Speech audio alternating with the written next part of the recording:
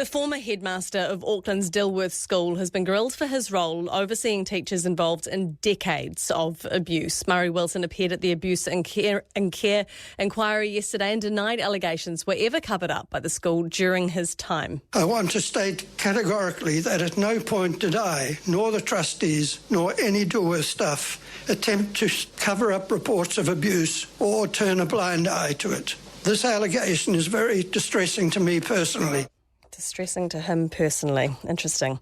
Neil Harding is one of the survivors who was abused by Headmaster Wilson's assistant principal, Ian Wilson, who was even promoted under Wilson's watch. Neil joins me this morning before he heads back into the inquiry. Thank you very much for coming back on the show with us, Neil. I want to start just, do you believe Headmaster Wilson, Murray Wilson, when he said that there was no cover-up?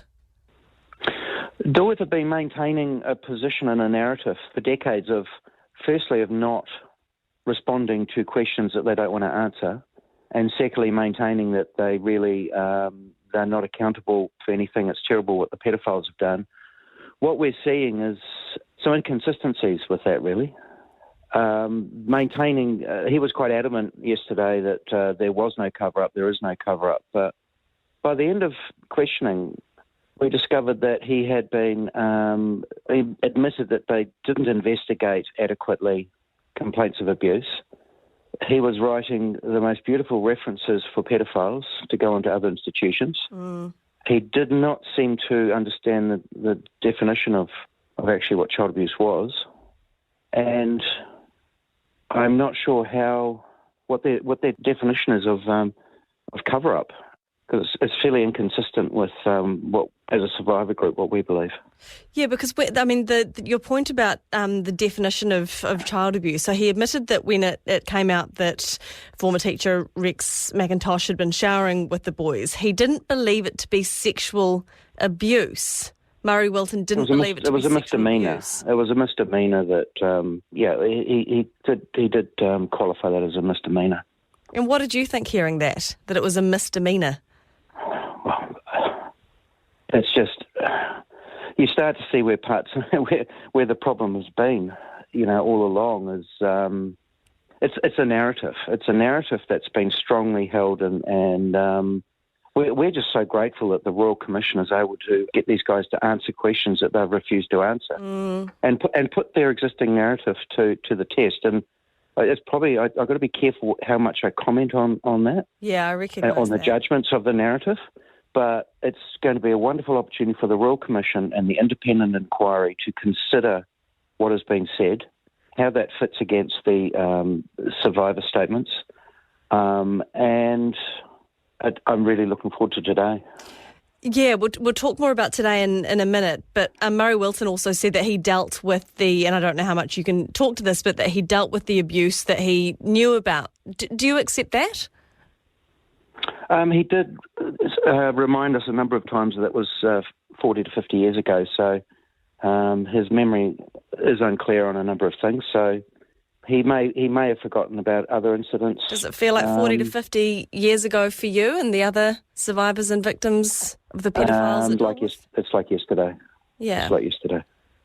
It was... There was a strong sense last night from the survivor group. There was a few of us that met up and... that we're finally getting somewhere.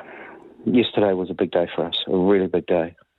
I was quite emotional that we're finally having to answer questions that they just refused to answer. I'm glad to hear that because I was wondering how it would be for you all sitting through that inquiry, whether it would kind of resurface some of these things in a triggering way or if it would be kind of part of a cathartic process and I suppose accountability, right? It's both. It's both. I was very emotional during it, and on my jacket I wear a Dilworth Old Boys badge, and the badge represents the guys that are no longer alive. And what this whole process represents is the needless destruction of lives and death of guys that I knew. Guys that are no longer with us, and it hits really hard. It runs really deep for us. It's something where as a brotherhood of survivors, we know what we went through, and we don't need to speak too much about our experience to just know. We sort of just know what each other went through that culture, obviously in different ways, in our own way, but to finally start getting a feeling that we might be getting some justice for stuff that was pretty. I don't think people quite understand the environment that we were put through. No, I don't think anyone would be able to, barring the survivors. It's too hard and to also, conceptualise. look, survivors, any survivor. I'm not trying to say that what happened to us at Dilworth was worse for us than others.